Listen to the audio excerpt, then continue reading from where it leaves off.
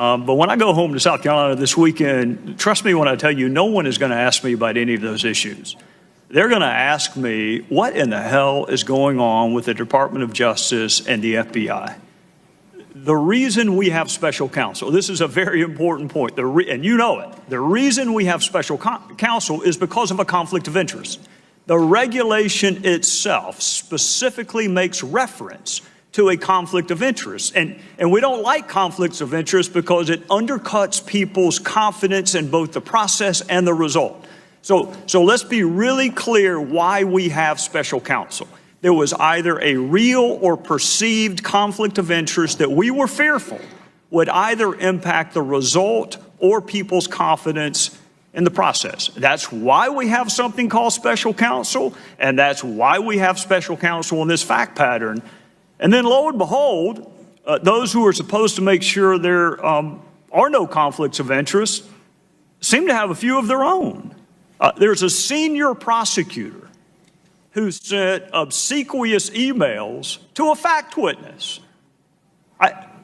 She can be described as nothing other than a fact witness. She's a really important fact witness if you pursue the line of inquiry that my Democrat friends want to pursue. They got off of collusion and now they're on obstruction of justice. She may be the most important fact witness in an obstruction of justice case.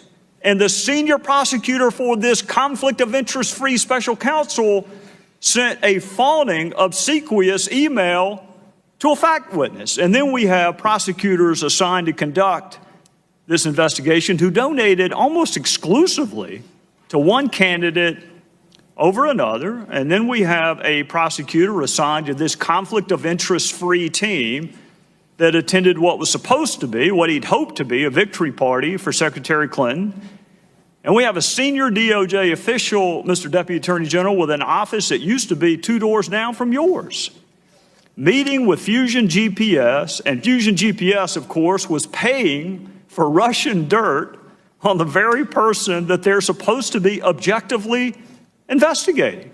And then that same senior DOJ official's wife, the one that met with Fusion GPS, his wife was on the payroll of Fusion GPS.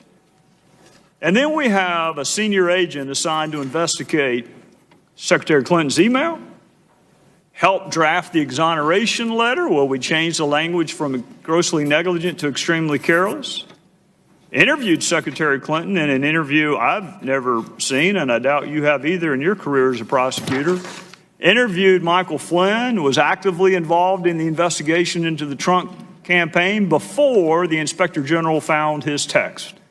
So this agent, in the middle of almost everything related to Secretary Clinton and President Trump, sent pro-Clinton texts, anti-Trump texts to his paramour in response to being told maybe he is where he is to protect the country from that menace, Donald Trump. He said, I can protect our country at many levels. And then he said Hillary Clinton should win 100 million to nothing. Now think about that, Mr. Deputy Attorney General. That's a pretty overwhelming victory. 100 million to 0. And when I read that last night, what I thought was this conflict of interest-free senior agent of the FBI can't think of a single solitary American who would vote for Donald Trump.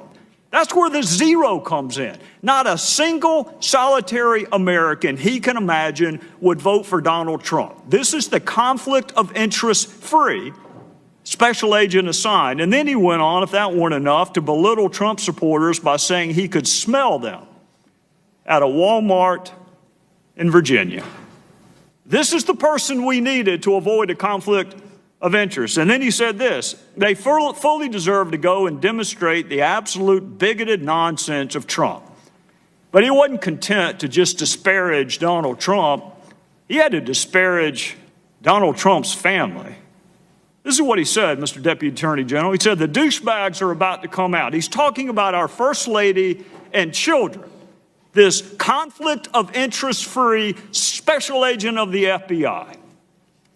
This is who we were told we needed to have an objective, impartial, fair, conflict of interest-free investigation. So he's openly pulling for the candidate he had a role in clearing, and he's openly investigating a candidate that he has bias against. And then if that's not enough, he says Trump is an effing idiot. What the F just happened to our country? This is the same man that said he would save our country. What happens when people who are supposed to cure the conflict of interest have even greater conflicts of interest than those they replace? Well, that's not a rhetorical question. You nor I nor anyone else would ever sit Peter Strzok on a jury. We wouldn't have him objectively, dispassionately investigate anything knowing what we know now. Why didn't we know it ahead of time? And my last question, my final question to you, and I appreciate the chairman's patience. How would you help me answer that question when I go back to South Carolina this weekend? Congressman, first of all, with regard to the special counsel, Mr. Strzok was already working on the investigation when the special counsel was appointed. The appointment that I made was of Robert Mueller. So what I'd recommend that you tell your constituents is that Robert Mueller and Rod Rosenstein and Chris Wray are accountable, and that we will ensure that no bias is reflected in any of the actions taken by the special counsel or in any matter within the jurisdiction of the Department of Justice. When we have evidence of any inappropriate conduct, we're going to take action on it. And that's what Mr. Mueller did here. As soon as he learned about this issue, he took action. And that's what I anticipate that the rest of our prosecutors, our new group of U.S. attorneys, our Justice Department appointees, they understand the rules and they understand the responsibility to defend the integrity of the department. And if they find evidence of improper conduct, they're going to take action. So, Congressman, that's the best assurance I can give you. But actually, there's one other point, which is you should tell your constituents that we exposed this issue because we're ensuring that the Inspector General conducts a thorough and effective investigation. And if there is any evidence of impropriety, he's going to surface it and report about it publicly. I'll try.